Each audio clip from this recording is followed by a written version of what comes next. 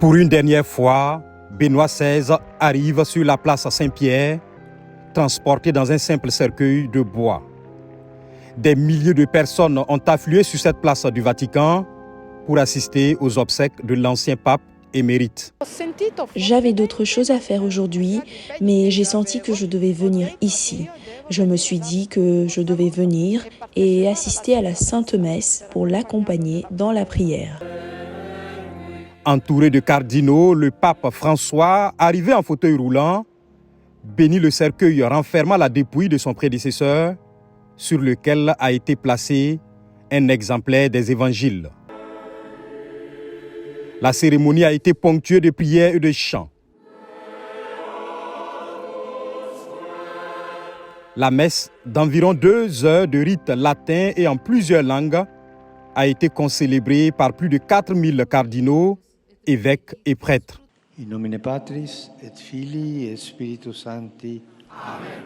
Son caractère exceptionnel réside dans la présence d'un pape aux obsèques de son prédécesseur, une première dans l'histoire récente de l'Église.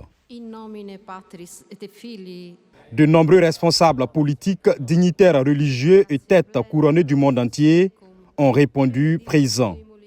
Parmi eux, le roi des Belges Philippe, les présidents italiens, polonais et togolais, l'ex-reine Sophie d'Espagne, mais aussi des personnes anonymes. Algo triste, pero a la vez significativo. C'est une journée triste, mais pleine de sens. Je voulais tellement être ici que je peux le sentir dans mon cœur. Pas vraiment émotionnel, mais impressionnant. C'est vraiment impressionnant. Parce que je suis athée, c'est différent pour moi et je ne suis pas habitué à ça.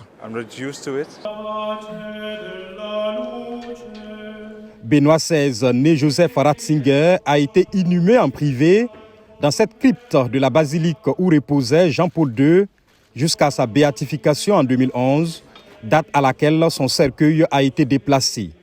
Conformément à la tradition, le cercueil en cyprès dans lequel repose Benoît XVI contient des pièces de monnaie et médailles, son vêtement liturgique, ainsi qu'un texte décrivant brièvement son pontificat, placé dans un cylindre métallique. Sa mort met un terme à 10 ans de cohabitation entre 2 papes au Vatican, du jamais vu dans l'histoire 2 fois millénaire de l'Église.